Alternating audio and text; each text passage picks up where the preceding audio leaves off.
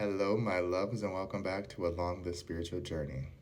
So, selfless versus selfish.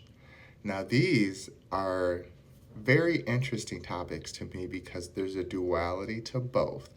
One gets crapped on while the other gets praised, but the one that gets praised will surprise people more to me than the one that gets crapped on. Because here's how I look at it. When you hear the word selfish, people think of a brat, they think of someone who doesn't care, they think of someone who only makes it about them. But in the dual aspect of everything, you should be selfish. You should put yourself first. You should put your needs first before anybody else's. I don't care what anyone else says. You are an individual human being that wipes your own ass, I hope. And if you're not able to, you at least understand who you are when you speak and you know how to set boundaries and say exactly what you feel, okay? Selfishness to me is about protecting the self. Selflessness is about protecting others at the cost of self. Now, in certain situations, there is times to be empathetic and sympathetic to another's life or happenstance. But when we talk about people pleasing and we get to the level of selflessness, that here's a great example. You are living in an apartment and your neighbor plays loud music all the time. They're being selfish. They're thinking about themselves. They're not thinking about anybody else because they're playing at the volume they want. They're not thinking about their neighbors, if it's loud or not, if they're trying to sleep, if they have to work, right? That's one thing.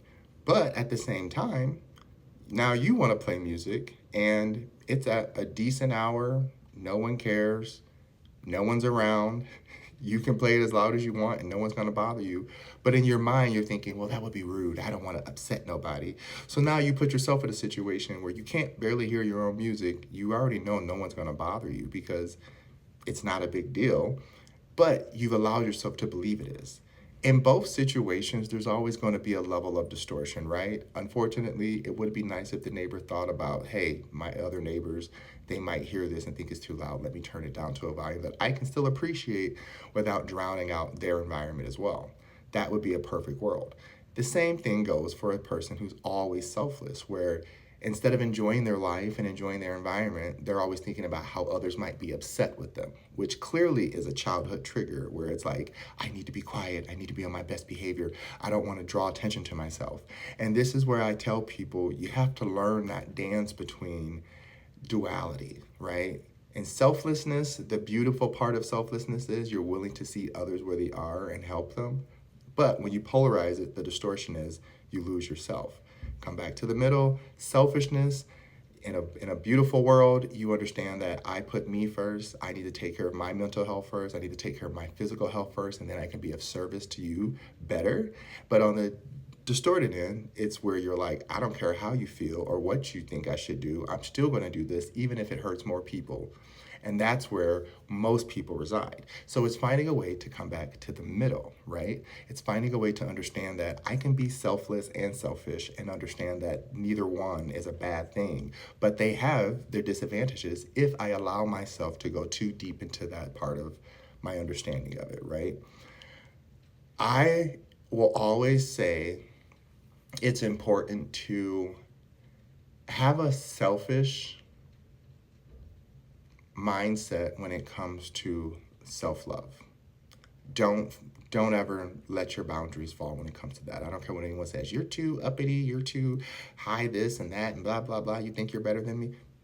If that's what I'm presenting, then it must be true. I must be doing something right. If you got all these questions that I was unaware of from me just presenting myself the way I want to, because I'm taking the time to love on me and give myself the things that I want and desire and spend the money on myself the way I want to spend money on myself and cater to me the way I want, fine, I'm selfish. But if you think that I'm going to yield to be selfless, to say, well, I don't want to make them feel bad. I don't want to feel like I'm being showy. I don't want to feel like I'm being braggadocious. Okay, well, now you're going to take yourself into that level of sympathy, which I don't believe in. I am totally fine with empathy. I will empathize with you all day. I am not a good sympathizer because I don't always understand why someone allows themselves to stay stuck in that level of wetness, right? I get it. Not everyone knows how to get out and dry themselves off. But if someone says, hey, there's a towel right there. There's a ladder right there. You can climb out. And they're like, no, woe is me. This always happens to me. And if I try, other people would think, okay, well, okay. That's for me when I'm like, I'm gonna guide you to those who have the space and time to love you through that. I am not that person. I am the person where, baby, once you're dried off and clean, come talk to me and I'm gonna teach you how to be selfish in a way that's healthy and selfless in a way that's healthy. Because both matter and they interchangeably integrate with each other on a daily basis. But we mix them up and we think that because somebody told us if we present a certain way, then it's a negative attribute. And then we go into this weird hermit mode of trying to appease others and do more for others than we do for ourselves, even when we're by ourselves. I have some really amazing friends where I go off on them because I get more upset for their situation with it than they do, because I'm like, you are taking too much energy to put others first and no one else is around thinking about you. But yet your life is upside down thinking about them and it don't make sense. And to them, they're like, well, I don't want to be mean. I do. If that's what being mean is telling the truth because you don't want to hurt somebody's feelings, then I'm mean. I'm not nice because I'm not saying nothing to make you feel good about yourself just because. I'm going to say it because it's true. If I say something that comes off as pleasant, then that's the truth.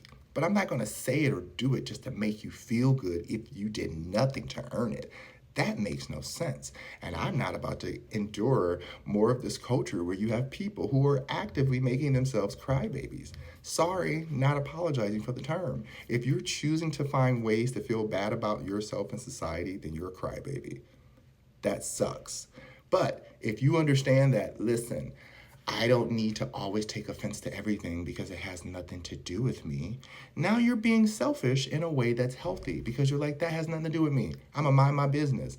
But if you're like, oh my gosh, this person said this to this person, said this to that person, and that just doesn't seem right, and I don't feel good about that. Okay, that's selfless to the distorted point that don't make no sense either.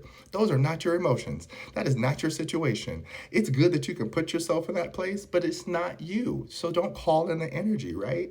Learn the difference of how to be self-assured. Self-assurance to me is the middle ground of selflessness and selfishness, because when you're self-assured, you know how to do both. You know how to live in a dualistic world from a tertiary mindset without getting confused on what's actually happening around you. Pay attention to, again, how you present yourself to the world so that when people come at you, you can question, is this something that I believe is true or not? And then you can make the decision to be selfish and say, no, I don't believe it's true. And if you're really not hurting anyone, then go with it. If you are hurting someone, then yeah, you might have to step back into selflessness and say, ooh, what did I do that actually made this many people pissed off?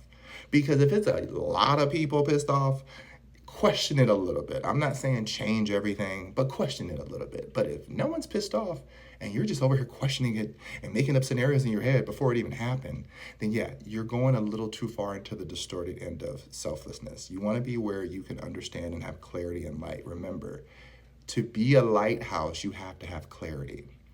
You have to be self-assured. You have to have self-confidence. You have to be a little selfish, right? Because when that light is turning, it can't just stop and say, oh, wait, sorry, let me go back and give them some more light because they need the time to come back and float. No, they'll get the light on the next rotation. When it's time for them to see it, they'll see it because there's others around the perimeter that need that same self-assurance. They need that same level of selflessness that a lighthouse provides so that boats can seek it. Remember, that's my favorite quote. Lighthouses don't seek boats. Boats seek lighthouses. So remain confident in self.